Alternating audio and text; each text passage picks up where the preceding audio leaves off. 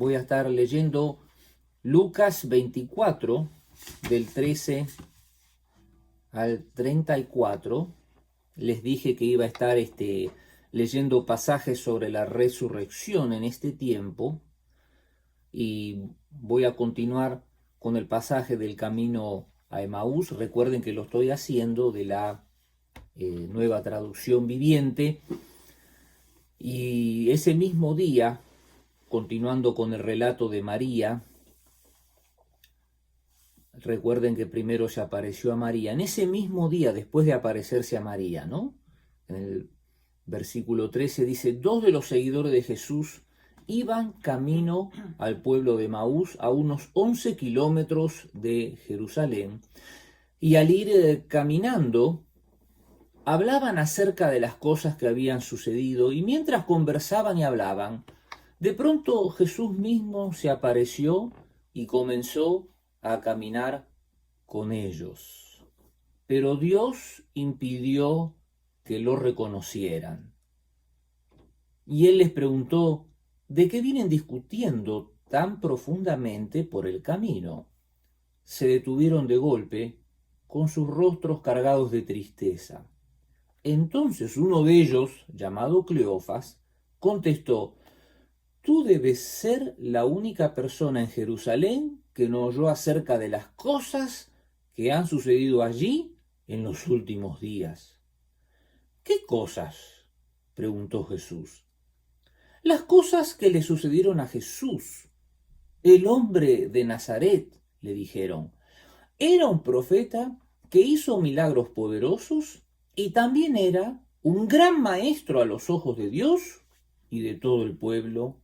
Sin embargo, los principales sacerdotes y otros líderes religiosos lo entregaron para que fuera condenado a muerte y lo crucificaron. Nosotros teníamos la esperanza de que fuera el Mesías que había venido para rescatar a Israel. Todo esto sucedió hace 3 días. No obstante, algunas mujeres de nuestro grupo de seguidores fueron a su tumba esta mañana temprano y regresaron con noticias increíbles. Dijeron que el cuerpo había desaparecido y que habían visto a ángeles quienes les dijeron que Jesús está vivo. Y algunos de nuestros hombres corrieron para averiguarlo, y efectivamente el cuerpo no estaba tal como las mujeres habían dicho. Entonces Jesús les dijo: ¡qué necios son! ¿Les cuesta tanto creer todo lo que los profetas escribieron en las Escrituras? ¿Acaso no profetizaron claramente que el Mesías tendría que sufrir todas esas cosas antes de entrar en su gloria? Entonces Jesús los guió por los escritos de Moisés y de todos los profetas, explicándoles lo que las Escrituras decían acerca del mismo. Para entonces ya estaban cerca de Emaús y del final del viaje. Jesús hizo como que iba a seguir adelante, pero ellos le suplicaron: quédate con nosotros esta noche, ya que se está haciendo tarde. Entonces los acompañó a la casa, y al sentarse a comer tomó el pan y lo bendijo, luego lo partió y se lo dio a ellos. De pronto se les abrieron los ojos y lo reconocieron, y en ese instante Jesús desapareció. Entonces se dijeron el uno al otro: ¿no ardía nuestro corazón cuando nos hablaba en el camino y nos explicaba las Escrituras? Y en menos de 1 hora estaban de regreso a Jerusalén. Allí encontraron a los 11 discípulos y a los otros que se habían reunido con ellos, quienes decían: el Señor ha resucitado de verdad y se le apareció a Pedro. Hermanos, este mensaje del camino a Emaús es uno de los mensajes más sorprendentes de lo que es el proceso de resurrección, o básicamente el proceso de las apariciones de Jesús.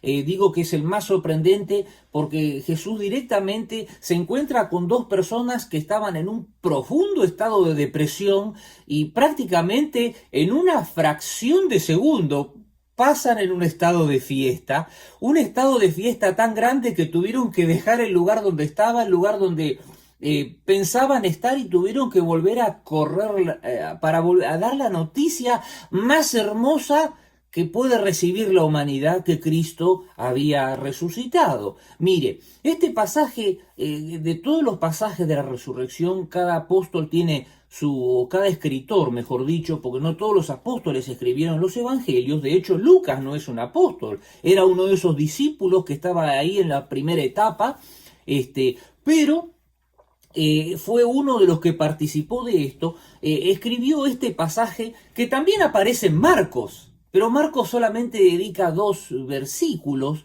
Es como que Lucas quiso decir algo muy importante. ¿Y por qué lo quiso decir? ¿Por qué lo quiso expresar de esta forma? Hay una realidad. Muchos comentaristas entienden que era el mismo Lucas, una de estas 2 personas que estaba caminando y que se encontró con Jesús. Es muy interesante, y estos comentaristas dicen que esto se apoya en 2 cosas. Primero, todos los detallecitos, ¿no? Que empiezan a dar durante la conversación, todos los detallecitos, y toda la explicación, desde el momento más depresivo hasta el momento de mayor alegría, ¿no es cierto? Es decir, Lucas considera, y fíjense qué interesante, fíjense el dato interesante. Los apóstoles, cuando querían escribir una cosa importantísima, o los escritores del Nuevo Testamento, ellos no querían dejar ninguna señal, no querían decir absolutamente nada de que ellos habían estado participando.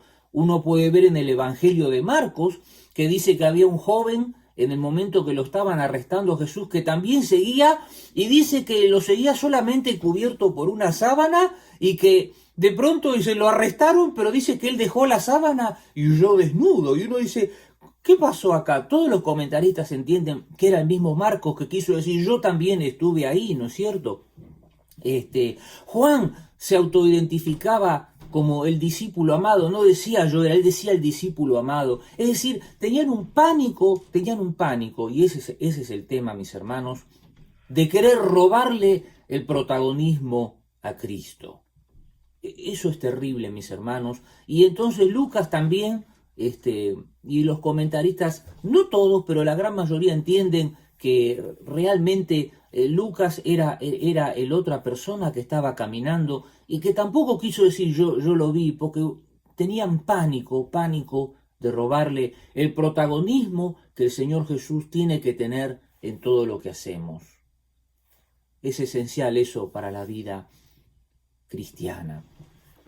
Entonces, repito, Cleofas y Lucas, lo pongo con signo de interrogación, volvían, no sé si a su casa o no sé a dónde, pero volvían con una crisis emocional total. Es decir, venían destrozados emocionalmente por todo lo que habían vivido, por todas las acusaciones que Jesús había recibido, cómo fue juzgado.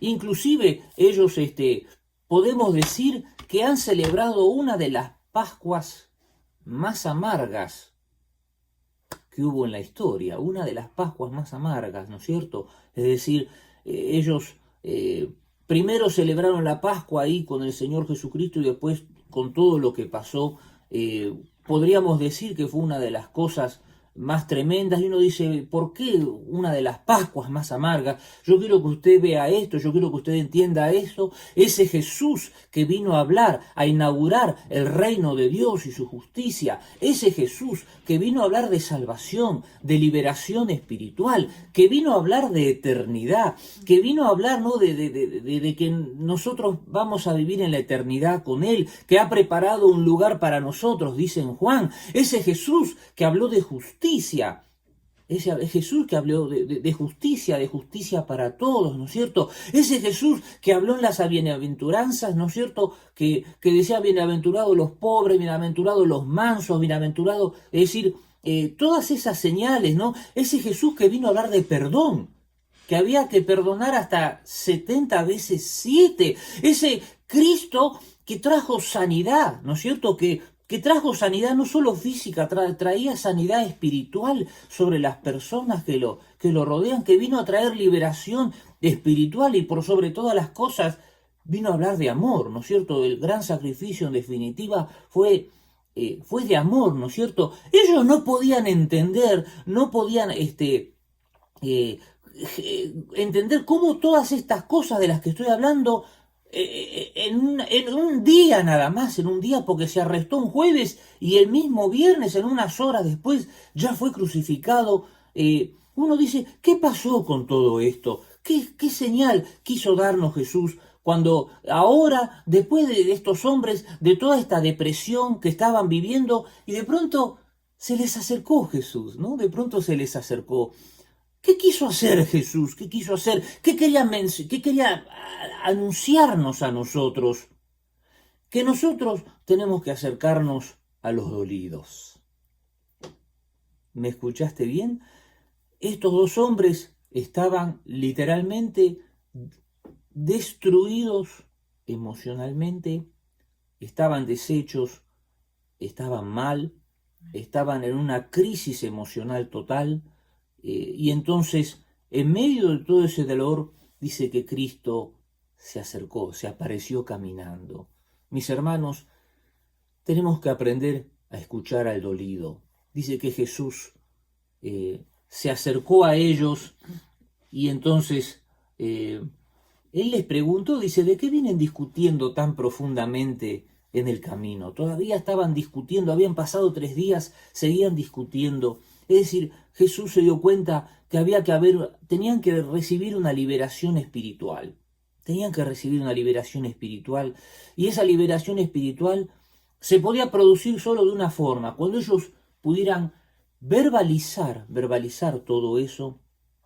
Y Jesús tuvo ese tacto emocional de que la gente verbalice lo que les estaba pasando, ¿no? Es interesante que Jesús se hacía el distraído, ¿no? Totalmente. En un momento dice, tú debes ser la única persona en Jerusalén que no oyó acerca de las cosas. Evidentemente en Jerusalén hubo un escándalo con todo esto, todo el mundo sabía y ellos mismos reconocieron, tú debes ser el único, ¿no? Por la pregunta que les hizo Jesús, ¿no es cierto? Y Jesús todavía les da la ¿cómo les puedo decir? El gancho o el pie para continuar con la plática cuando le dice las cosas que le sucedieron a Jesús, el hombre de Nazaret, que era un profeta que hizo milagros poderosos y que también era un gran maestro a los ojos de Dios y de todo el pueblo.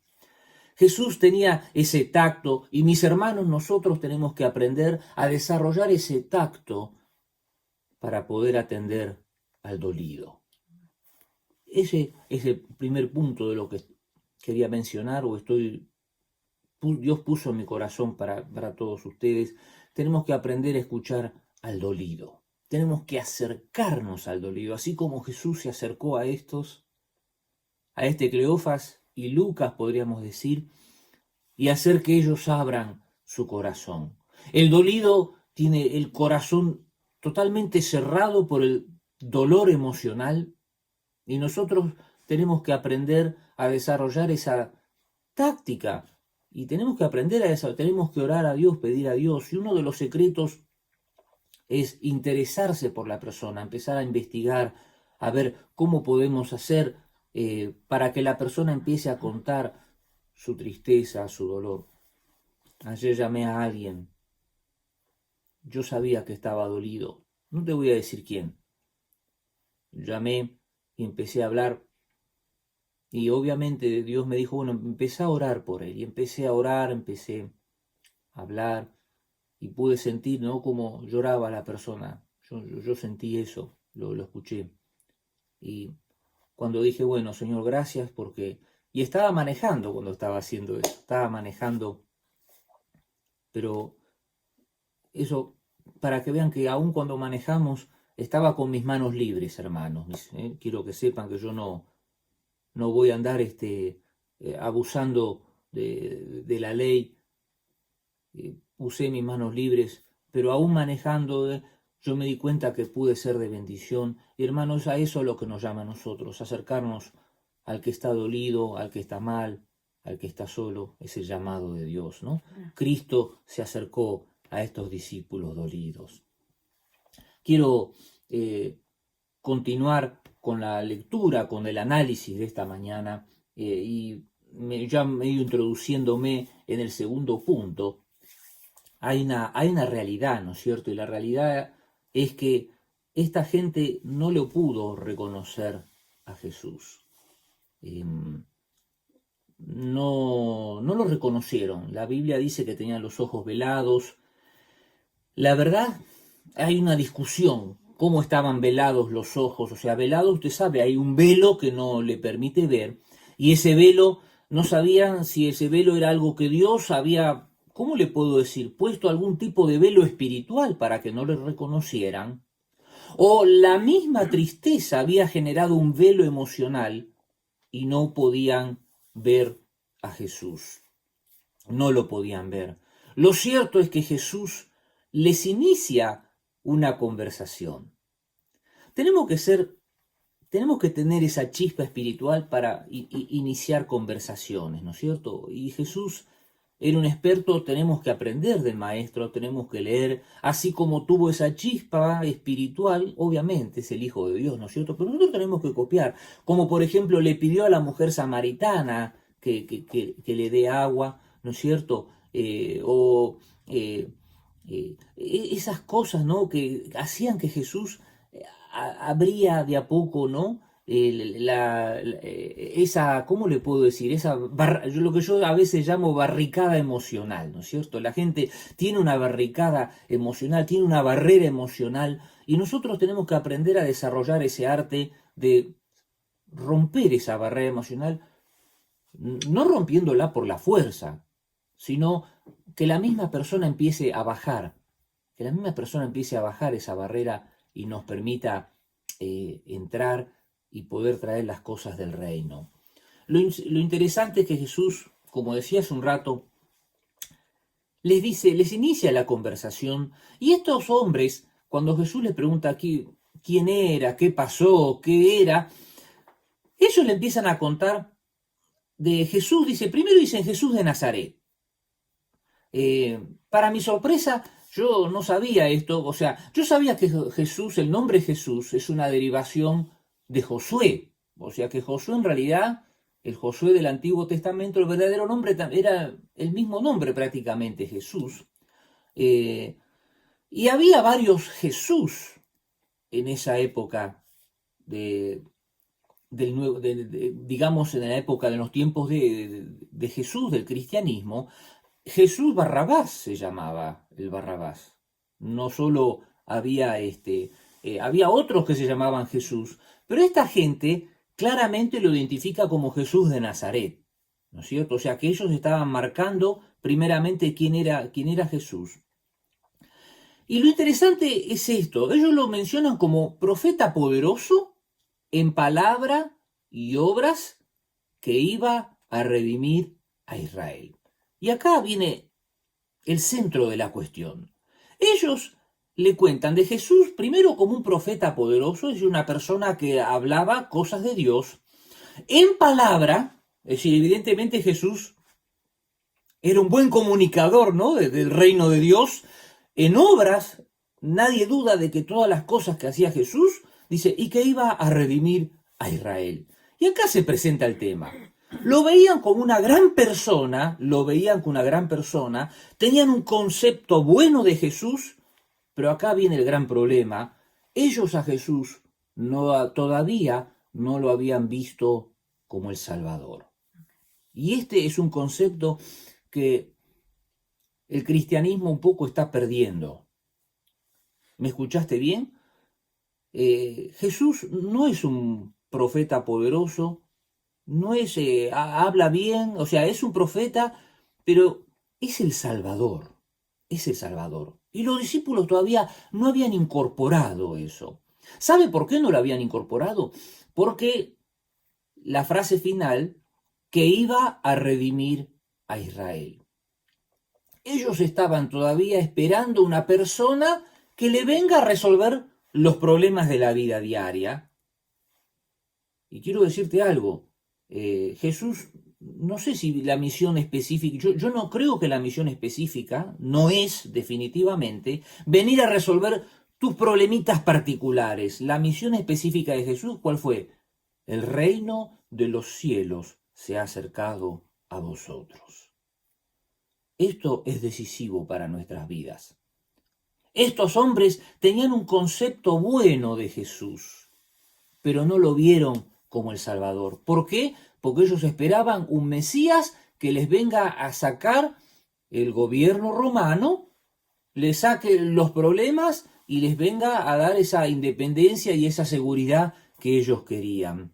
Mis hermanos, hubo dos conceptos en el Nuevo Testamento, y era que Jesús era el Salvador y el Señor. El Salvador es la persona que me viene a salvar. ¿Y sabe lo que significa que me viene a salvar? Que significa que estoy totalmente perdido, que mi vida no tiene rumbo y que al contrario, mi vida está destinada al fracaso, a menos que intervenga Cristo.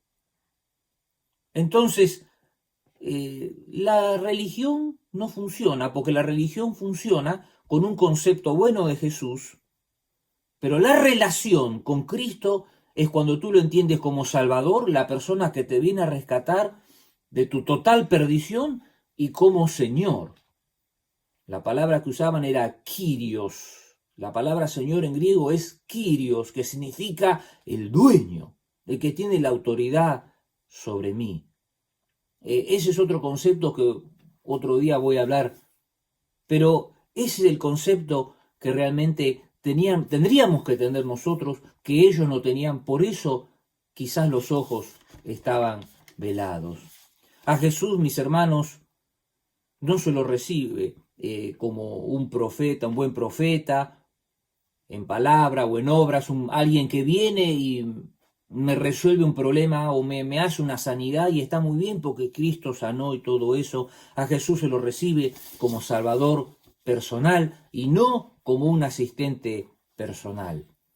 Ellos todavía estaban esperando la persona que le venga a resolver los problemas. Cristo vino a resolver el problema más grande que tenía el ser humano, la salvación, el salvarse de un mundo perdido. Entonces, ¿cómo miro a Jesús en medio de mis dificultades?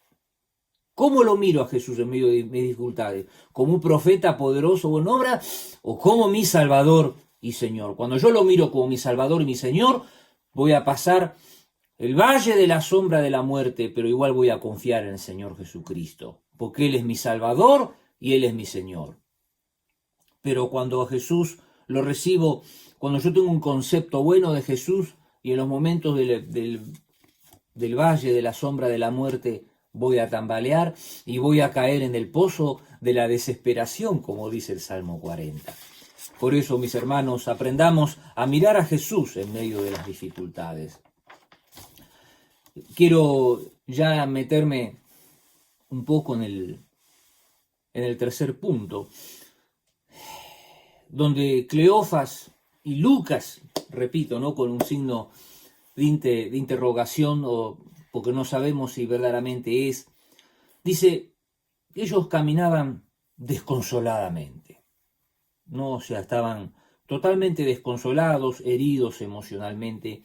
Claro, tenían una percepción errónea de la realidad. Para ellos todavía Cristo seguía muerto, todas sus esperanzas, todas sus expectativas se habían caído, se habían derrumbado. Y quiero decirte algo, ¿no? Todas sus esperanzas, todas sus expectativas, como decía recién, habían desaparecido, estaban con una depresión total.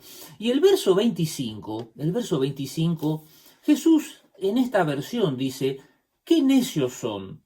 Les cuesta tanto creer todo lo que los profetas escribieron en las Escrituras.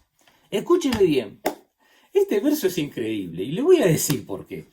Primero, cuando dice qué necios son, cada versión de la Escritura lo tradujo de diferente, otro dice qué insensatos, pero la realidad, ¿sabe cuál sería la palabra correcta que habría que poner ahí en vez de necios o qué insensatos, no?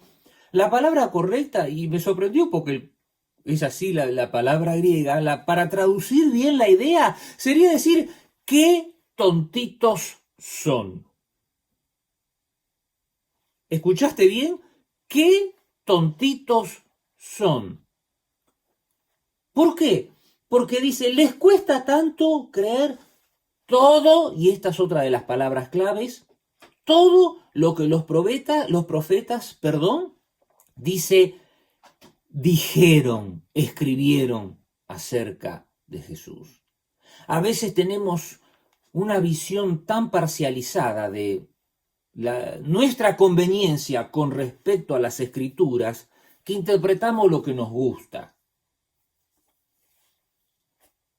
¿Sabe que pasa mucho eso, no? Interpretamos la escritura de acuerdo a lo que nos conviene.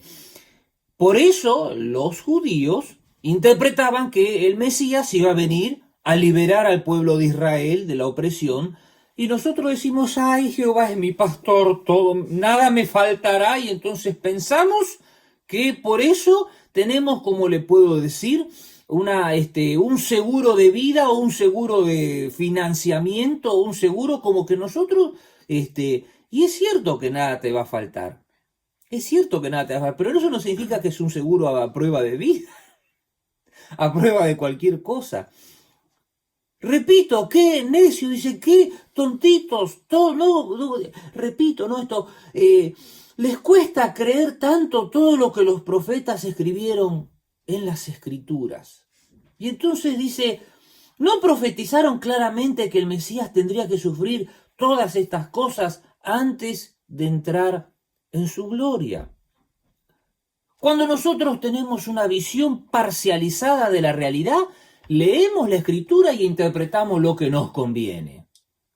Y aplicamos la escritura como a nosotros nos parece. Perdóneme, pero está siendo el mismo desastre espiritual que hicieron los judíos cuando se equivocaron con Jesús. La escritura no es para acomodarla a su percepción emocional. La escritura es para aplicarla de acuerdo a lo que Cristo quiere para nosotros. Por eso, en el pasaje que mencioné la semana pasada, lo voy a volver a mencionar, dice que Cristo, cuando se les apareció a los discípulos, dice, les abrió el entendimiento para que entendieran las escrituras. Les abrió el entendimiento. Hay gente que todavía vive en el reino de Dios, pero todavía no tiene entendimiento para las escrituras, por eso la aplica como le conviene o como le parece, y no de acuerdo a lo que la escritura es, como usted tiene que interpretarla de acuerdo a lo que Cristo quiere para su vida y lo que Cristo quiere para que usted haga cosas sobre la tierra. Mis hermanos, las escrituras son el único recurso que tenemos para conocer a Dios y su propósito para nosotros. De ahí la importancia, ¿no?, de las escrituras, ¿no es cierto?, de leer las escrituras, de recibir las escrituras, de hacer la carne las escrituras. ¿Sabe lo que significa hacer la carne? Que usted las incorpora prácticamente a su modelo de vida, a su modelo de pensamiento, ¿no es cierto? Entonces, las escrituras son el único recurso. Jesús, fíjense lo que tuvo que hacer. Tuvo que volverle a leer las escrituras a Cleofas y a Lucas. Tuvo que explicarles para qué vino a Cristo, que Cristo vino a salvar a los perdidos y no a una nación, Israel, de otra, que era Roma. ¿Te quedó claro eso? Nosotros pensamos que Cristo viene perdóneme, y ahí es donde se produce lo que se llama el evangelio barato. Venga, que Cristo le va a dar esto, que Cristo le va a dar lo otro, y Cristo... perdóneme, Cristo no vino acá para darle cosas a usted, vino para salvar los perdidos, para iniciar el reino de Dios y su justicia. Jesús no está interesado en una nación, Jesús ahora está interesado en todas las naciones. Entonces, en medio de todo esto, en medio de toda esta explicación, ellos lo invitan a la casa a comer, ¿no? Qué cosa insólita. Claro, vieron que este hombre conocía las Escrituras, ¿no? Verdaderamente conocía las Escrituras. Y acá pasa algo insólito. Acá pasa una cosa insólita. Cuando Jesús entra a la casa, lo invitan a comer. Normalmente la persona que inicia todo el proceso de la cena, ¿quién es? Y es el dueño de la casa, definitivamente. No sabemos si era Cleofas o posiblemente Lucas, realmente no lo sabemos, pero uno de ellos dos tenía que haber tomado la iniciativa de dar las gracias, ¿no es cierto? Pero acá pasa algo y Jesús hace algo que rompe el molde, rompe la estructura social, por así decirlo. Dice que toma el pan y lo bendice. Toma el pan y lo bendice. Y en ese momento algo pasa en las vidas de ellos. No sabemos qué fue.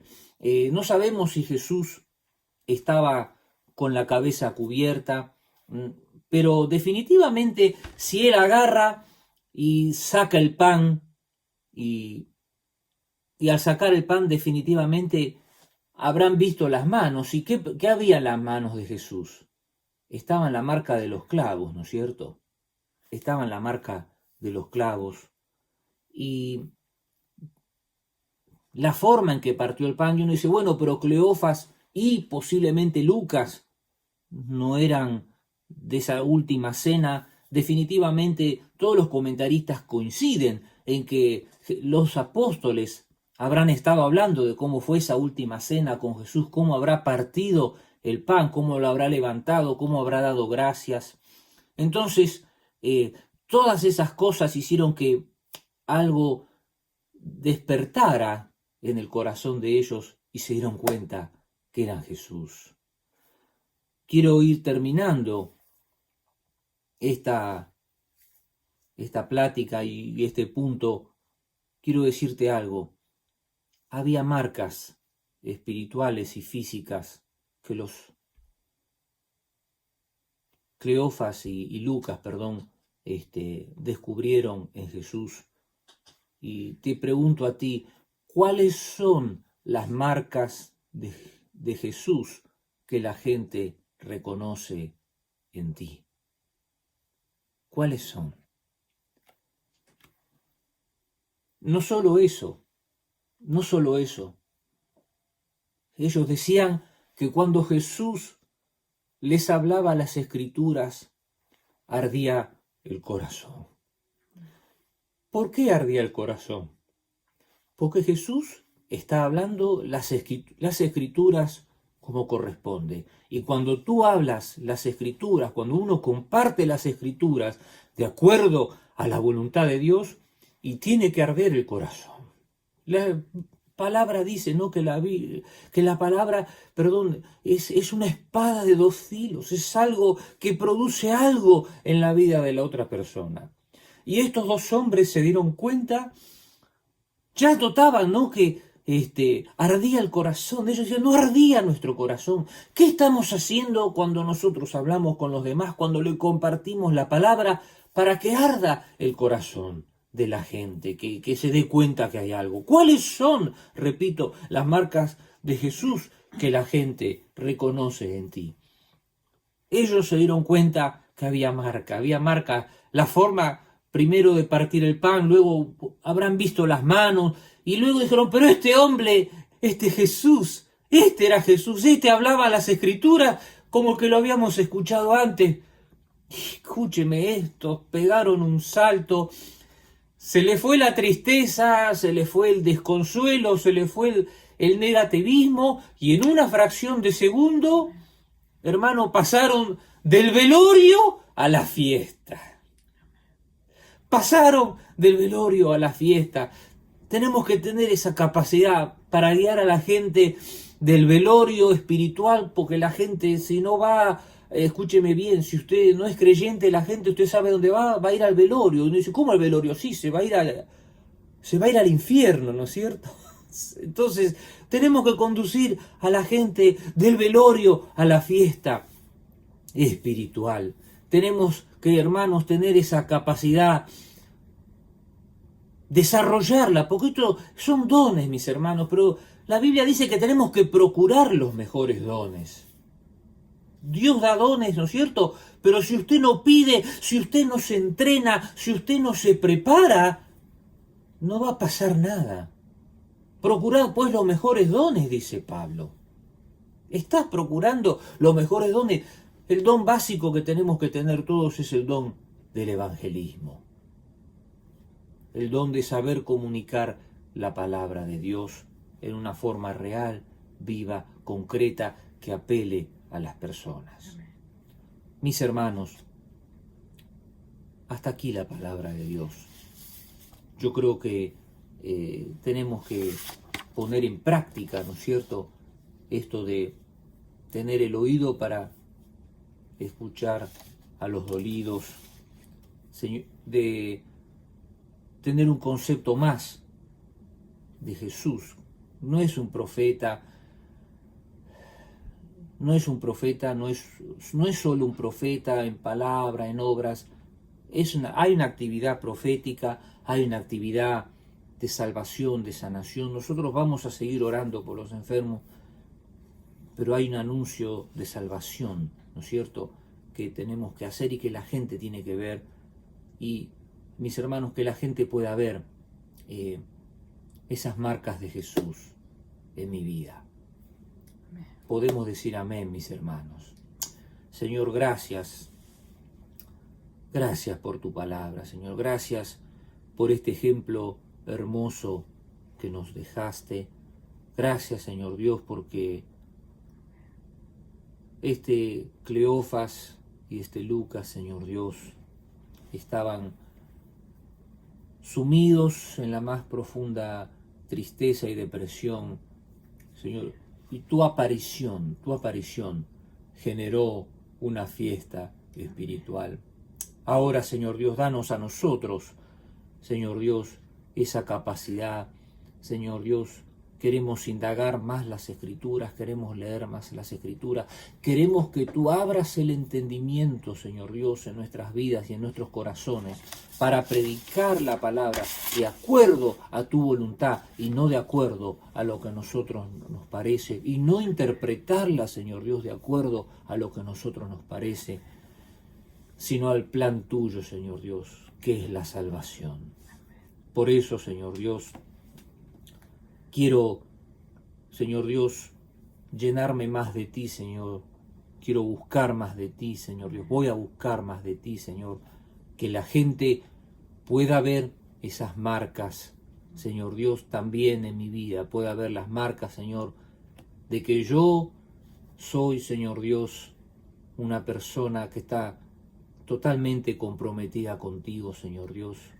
Que no me dejo llevar, Señor Dios, por las cosas de este mundo, como dice Juan, porque los deseos de los ojos, de la carne, todo eso pasa, Señor. Pero tú eres el que queda, que la gente pueda ver que las cosas pasan, pero que Cristo es el que queda en mi vida. Te pedimos estas cosas, Señor, en el nombre de Jesucristo nuestro Señor. Amén y amén. Amén, mis hermanos. Amén. Dios les bendiga.